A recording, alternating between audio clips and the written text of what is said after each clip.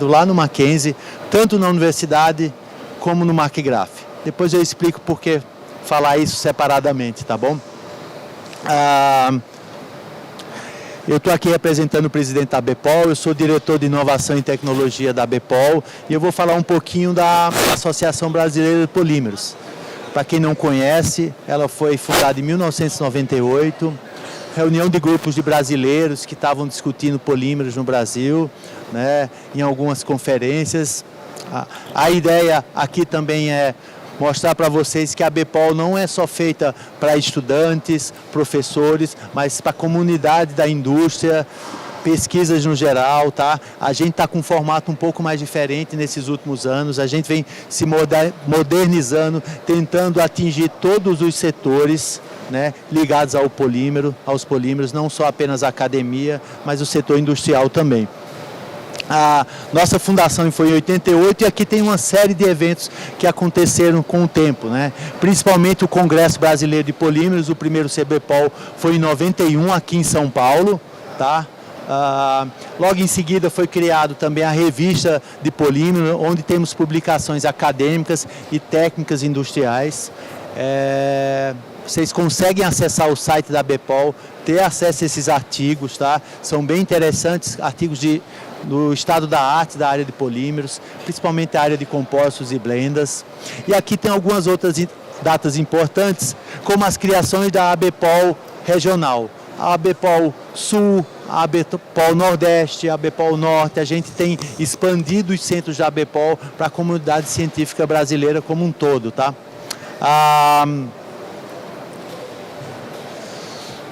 Aqui a gente vai falar um pouco do CBPOL. O CBPOL é um congresso bianual que acontece. O último foi em Joinville, ano passado, sempre em outubro, novembro, geralmente nessas datas. A ideia é ter uma atualização profissional para todos dentro da área de polímeros, gerar network e colaborações. A conferência é montada de uma maneira que a gente tem exposições de trabalhos, você submete resumos, né? Depois isso pode ser publicado na revista da ABPOL também. Mas a gente também tem estandes com empresas, tanto petroquímicas, empresas de equipamentos de caracterização, de processamento de polímeros, sempre estão presentes lá no CBPOL. A visibilidade nossa aumentou de nacional para internacional, temos recebido bastante participantes internacionais na conferência. Se não me engano, em Joinville chegamos perto de 900 pessoas na conferência. Ela já passou por São Paulo, Rio, Salvador, em Minas Gerais, já foi para Paraíba, Rio Grande do Norte. A gente tenta sempre variar a cidade sede, sempre sendo um na região sudeste e um fora, porque a central da ABPOL é em São Carlos, tá? Só como novidade para vocês, o próximo CBPOL vai ser em 2025, de 19 a 23 de outubro, em Campos do Jordão. Eu estou aqui também porque eu sou o presidente desse CBPOL do próximo ano. Eu estou na presidência geral da conferência, o vice é o professor Ricardo Andrade, lá do Mackenzie. A comissão científica é da professora Denise Petri, da USP, aqui do Instituto de Química. E a gente vai começar, o site ainda não está aberto, mas deve provavelmente abrir na próxima semana, tá bom? Então a gente espera que não só vocês, alguns são da academia aqui, mas vocês da indústria, do setor transformador de plástico, estejam presentes também. A gente tem cotas para patrocinadores, diferentes tipos de cota, com stand, com apresentações, com tickets para estar presente na conferência, tá? Conferência também acontece de uma maneira bastante interativa, a gente sempre tem comemorações durante a conferência, culmina numa festa geral com todo mundo junto. É bem interessante porque sua rede colaborativa aumenta bastante. Aqui é a revista Polímeros, que agora está numa versão completamente em inglês, então o índice de impacto dela tem aumentado com o tempo. A maneira de submeter trabalhos e ter aprovação é bastante fácil. A gente usa um um mecanismo que quase todas as revistas do mundo utilizam. Facilidade de submeter trabalhos é bastante grande, tá? Submetam, participem da Revista Brasileira de Polímeros. A gente tem feito bastante, cresceu bastante durante a pandemia, mas porque, né? Todos os eventos tinham que ser online. A gente hoje tem uma série de cursos online dentro da ABPOL, com certificação, cursos e minocursos e palestras em diversas áreas, processamento de polímeros. Tem acho que o mais antigo de todos é do Marco Aurélio de Paoli, de estabilização, aditivação e estabilização de polímeros. Tem de stress cracking, processamento, microplásticos. Então tem uma infinidade de cursos que acontecem durante o ano.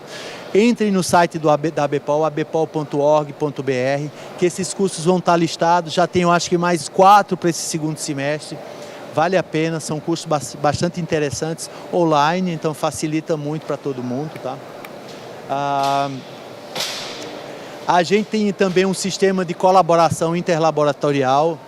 A gente às vezes os participantes querem, por exemplo, fazer uma colaboração interlaboratorial com índice de fluidez. Então lá o Mackenzie, o Senai, que as meninas estão aqui, São Carlos, cada um tem o seu equipamento, a gente faz uma rodada de medida para aferir se está todo mundo ok. Isso é bastante interessante, que mantém seus equipamentos calibrados, né? Verifica o que se pode fazer para uma manutenção, entre outras coisas, tá? Aqui é mais ou menos como está dividida as regionais da ABPOL, tá? A gente procura, dentro dessas regionais, agir de maneira a ciência dos polímeros, a parte acadêmica, a parte industrial, a parte de processamento, seja difundida em todo o Brasil de maneira homogênea. A gente, com a presença das regionais, isso fica mais facilitado, tá? Aqui alguns benefícios de ser sócio, a gente tem alguns descontos em congressos, eventos, até nos próprios cursos online que a ABPOL possui, a gente consegue desconto para os associados e o valor da associação é muito baixa. Posso estar enganado, para estudantes é 35, e aí vai profissionais, professores, isso vai aumentando. Isso é anual, tá? Então vale a pena se associar, procure descontos em compras de livros. A gente tem a biblioteca da ABPOL para venda de livros.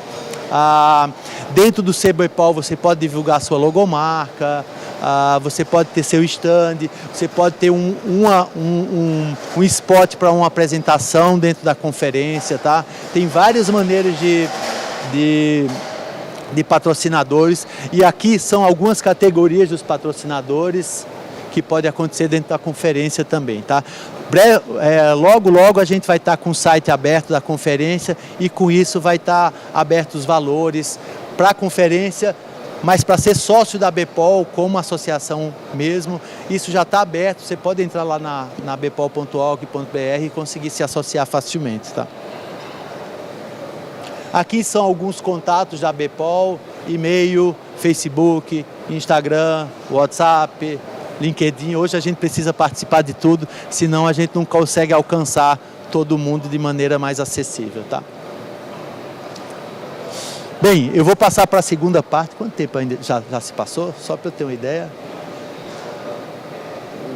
Falta 20, né? Então tenho tempo bastante. Agora eu vou desacelerar um pouco mais. Eu vou falar um pouco das pesquisas desenvolvidas na área de compostos lá na UPM, que é a Universidade Presbiteriana Mackenzie, e McGrath. Por que eu chamo separadamente?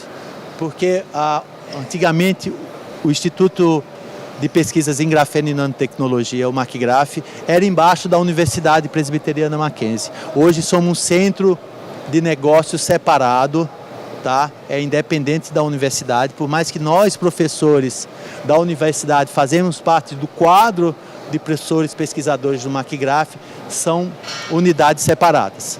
Mas quando eu falo que eu vou apresentar dos dois, tem muita coisa aqui que é gerado pelos alunos de pós-graduação, mestrado, doutorado e pesquisadores como pós-doc, e tem coisas que eu não posso mostrar, não tudo, porque são projetos desenvolvidos com empresa, desenvolvimento de produto. Eu vou mostrar o que eu posso, que já está liberado, tá? Mas uma coisa alimenta a outra, não tem jeito. Tudo que a gente desenvolve na pós-graduação me alimenta para desenvolver os projetos com a empresa. E as demandas de empresa, tipo, tem muito procurado empresas de embalagem, empresas têxteis.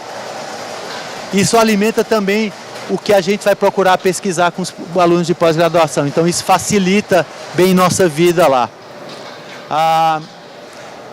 Sigam também nas redes sociais, mas a gente no conjunto de pesquisas, a gente tem um grupo de pesquisa que hoje está cadastrado com o CNPq, que é Materiais Multifuncionais, tem esse logo aí, a gente está nas redes sociais divulgando o que a gente tem feito lá, artigos publicados, patentes, projetos de interação com a empresa, a gente divulga dentro do grupo de pesquisa, tá bom? Mas vamos lá ao que interessa. Eu vou mostrar algumas coisas que a gente tem feito, tá?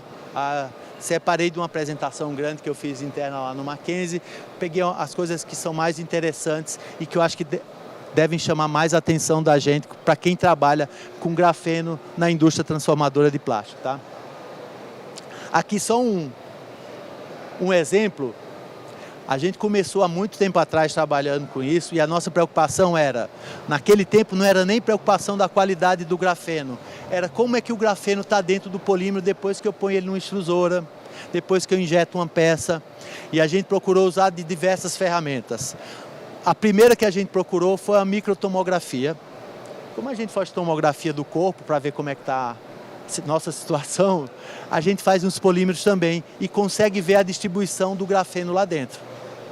Não é de segredo nenhum, quanto mais bem distribuído e menos aglomerado tiver o grafeno dentro do plástico, melhor será a contribuição do grafeno. E menos grafeno eu preciso usar. A gente está aqui com o setor industrial, sabe que grafeno não é tão barato, quanto menos eu usar, melhor. Mas para que isso aconteça, eu preciso dispersar ele muito bem na matriz. Aqui é um exemplo, eu vou ver se ele ativa seu... Pedir para ele... Você pode ligar esse primeiro vídeo? Aqui é poliestireno com óxido de grafeno, 0,5%, rotação da extrusora 250. Você vê que tem uma formação boa de aglomerados. Você pode ligar o outro, por favor? O outro eu alterei, diminui o percentual, aumentei a rotação da extrusora. Aqui não liga, aqui é uma trinca, tá? Mas o que a gente tem de aglomerados é apenas essas partículas. O ideal é que a gente não visse nada aí, porque esse tomógrafo tem sensibilidade micrométrica. Se está tudo disperso, eu não ia ver o grafeno. Mas a gente já conseguiu dispersar bem melhor o material dentro do polímero. Aqui um outro exemplo, usando microscopia eletrônica de transmissão, ó. Aqui é um trabalho mais para a área biomédica, PLA, hidroxapatita e oxigrafeno para produção de filamentos de impressão 3D, para fazer scaffold para crescimento de osso. Só para vocês, não sei se vocês conseguem ver, aqui está uma folha de GO sozinha dentro da matriz polimérica. Isso é o que a gente mais quer, dispersar completamente as folhas de grafeno dentro da matriz. Claro que, ó, se a gente fizer muito bem feito, vai estar assim. Se a coisa não funcionar bem, vai estar um aglomerado desse. E isso não serve para nada, tá? Então a gente sempre... Aqui os outros são com hidroxapatita, não vou entrar muito no assunto, mas a gente tenta lá no Mackenzie sempre ajustar meu processo de extrusão, de mistura. Não é uma receita pronta, tá? Eu não faço igual para todo mundo. A gente tem que ver o polímero, tipo de grafeno, para a gente poder ajustar os processos, tá? A gente também usa muito... Não está indo? Opa, agora foi tudo de uma vez.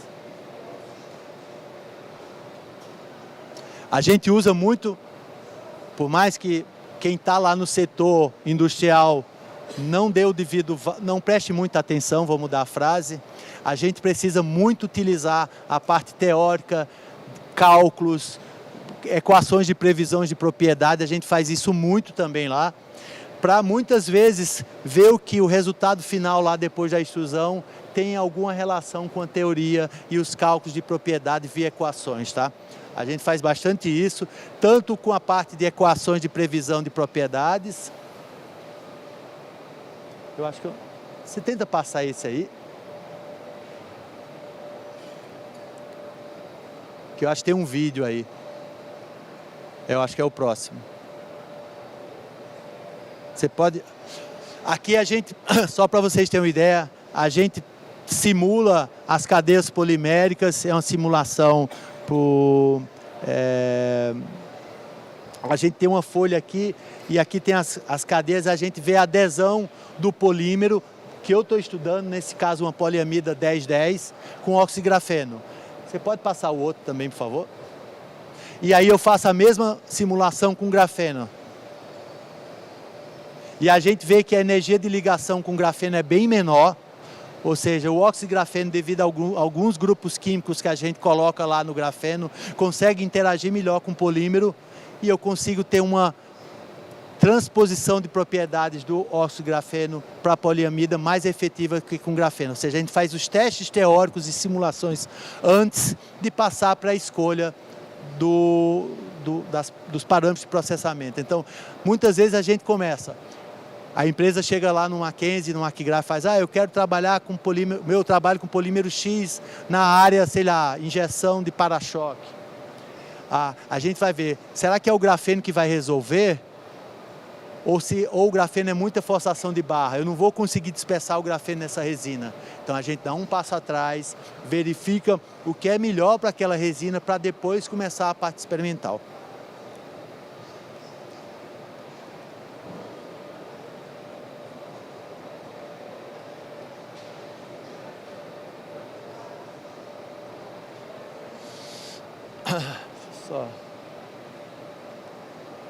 Só que tem um monte de slides aqui, mas isso aqui é poliuretano termoplástico.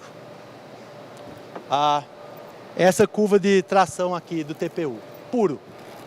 A gente usou 0,5%, 25% de óxido de grafeno, só que a gente fez mudando os elementos da rosca.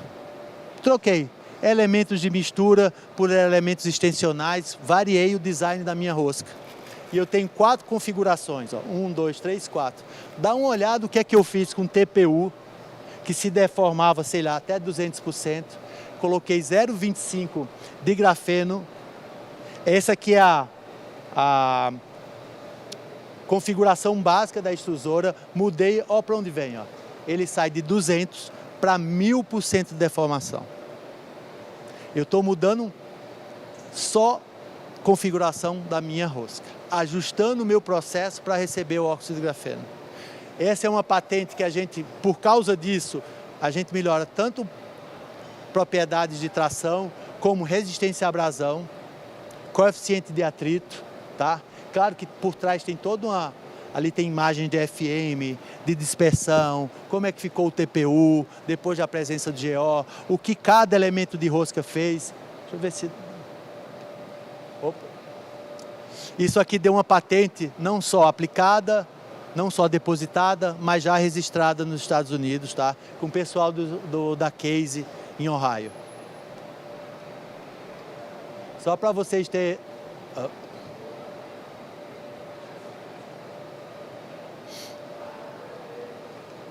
Opa.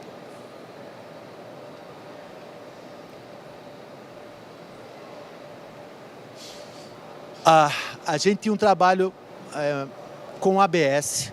Esse aqui é com ABS Vision, eu nem trouxe o de reciclagem porque está em patente, então não poderia mostrar.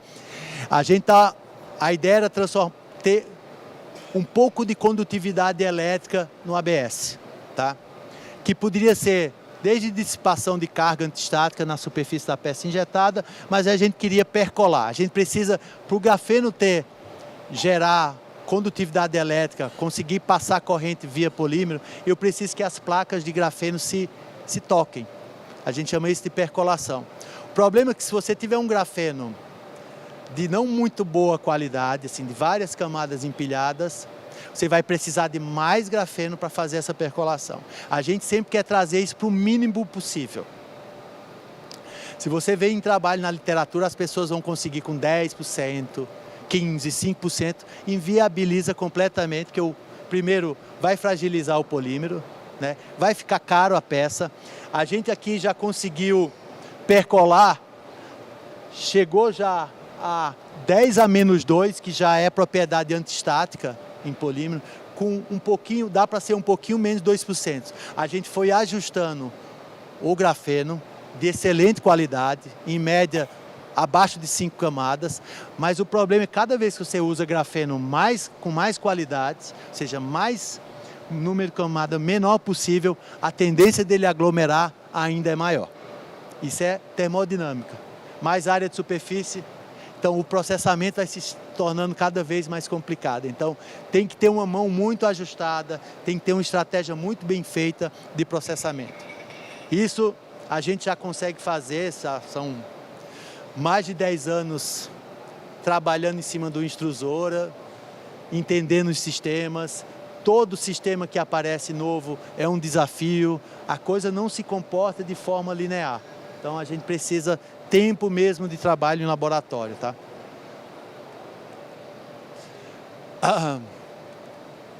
Aqui é do PLA, hidroxapatita e óxido de grafeno, era para atividade como biomaterial. A gente analisou também a parte de viabilidade celular, onde mostra que a presença do GO também melhora isso, porque torna o polímero mais hidrofílico, então o crescimento celular é aumentado.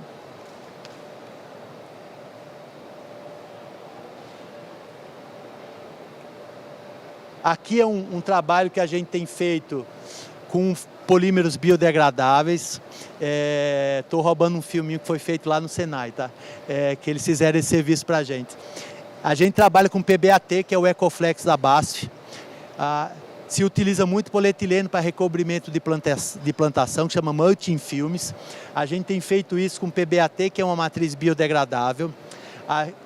A gente precisa de algumas propriedades para esses mulching filmes. Eles têm que bloquear a radiação, então tem negro de fumo e tem óxido de grafeno nesse filme. A gente conseguiu melhorar a deformação do filme. Ele não precisa ser tão resistente, mas a gente aumenta a deformação. Esses filmes foram feitos lá no Senai. Estou aqui com minhas colegas, fizeram esse serviço para mim lá. Produção de filmes por extrusão plana. A gente fez medidas de transmitância, que a gente tem por norma, os mulching filmes têm que bloquear a luz de mais de 90%. A gente conseguiu isso, melhorou a performance mecânica e a gente fez ensaios de biodegradação, onde a gente mostra que o GO, nem o negro de fumo, atrapalham o mecanismo de biodegradação do PBAT. Ou seja, você planta, faz sua plantação, a planta cresce e deixa esse polímero lá. Ele vai ser absorvido pelo micro-organismo e vai ser incorporado ao seu solo sem nenhum tipo de toxicidade.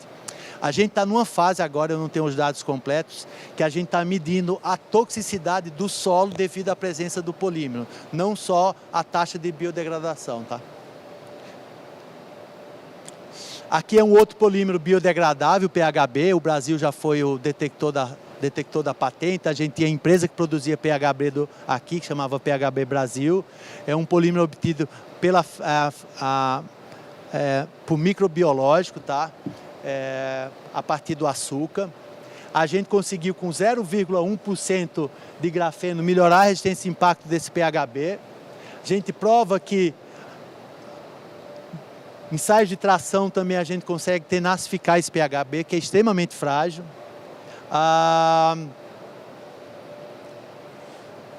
Aquilo ali já é ele com grafeno, aqui é com GO, lá é com grafeno. A gente altera bastante as propriedades do PHB, consegue melhorar bastante. E o que é melhor, a gente não tem alterações significativas na biodegradação. Ali são curvas de perdas de massa em função dos dias de aterramento desse material, tá? Aqui é um outro projeto, não, aqui já é mostrar para você, aquele é o projeto geral do PLA com hidroxapatita. A gente faz esses scaffolds, a gente já fez trabalhos in vitro, agora vai fazer trabalho in vivo para implantes, tá bom? Aqui é um trabalho que foi feito com a Andine Têxtil, uma parceira nossa, foi a primeira parceira com empresas na área de grafeno lá no Macgraph. A gente desenvolveu o fio junto com a Andine e uma malha com melhores propriedades abrasivas, né, de resistência ao abrasão. Eles usam esse fio têxtil para recobrimento de carros, bancos de carro. Foi patenteado, o produto chama Vitagraph, é um projeto FINEP, junto com eles. Aqui, opa, você pode ligar o vídeo? O que é mais difícil aqui é produzir o fio. Quando a gente coloca, se o grafeno não estiver bem disperso lá, na hora que eu puxo o fio numa fiadeira, quem já viu uma fiadeira funcionar, ele puxa com extrema rapidez, o fio pode se romper. Então a gente consegue botar o grafeno lá dentro, consegue puxar o fio. Esse é uma escala laboratorial, tá? Mas a Andine já faz isso na linha de produção dela. Ó a quantidade de fios que são puxados, extremamente estáveis os fios, depois eles são texturizados, torcidos, etc. Aqui são algumas patentes, as nossas patentes com a Andine, tanto de processo como de produto. A gente tem investido agora no Mackenzie em equipamentos, mais equipamentos na nossa parte laboratorial. A gente vai até uma escala pré-piloto. A gente tem extrusoras que produzem 50 quilos hora, mas a gente está investindo agora em co-extrusão, co-injeção, para obtenção de filmes multicamadas, garrafas multicamadas, tá? Em equipamentos com mais foco no produto, né? A parte de materiais borrachosos também, e aí a parte de têxtil. Dentro não só do Macgraph, mas do nosso grupo de pesquisa, a gente está com uma preocupação muito grande ambiental, tanto na área de uso de biopolímeros e biodegradáveis, quanto na parte de reciclagem. Sejam bem-vindos a participar. A gente tem sempre uma ligação, não só os projetos com empresa, que a gente sempre busca inovação, transferência de tecnologia, mas nossos projetos de mestrado e doutorado. A gente tem um programa de mestrado e doutorado do Mackenzie em Engenharia de Materiais e Nanotecnologia. As aulas são à noite, então a gente tem alunos de tempo parcial, alunos que trabalham com empresa, que desenvolvem o projeto com a gente lá também. E fiquem à vontade também de me perguntar depois. O acesso para esses programas de pós-graduação serão muito bem-vindos, tá? Aqui, só volta para o último, por favor. Aqui eu queria agradecer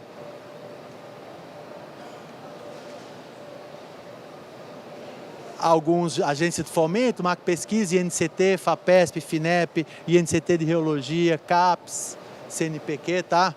Aqui é o grupo que no nosso último churrasco.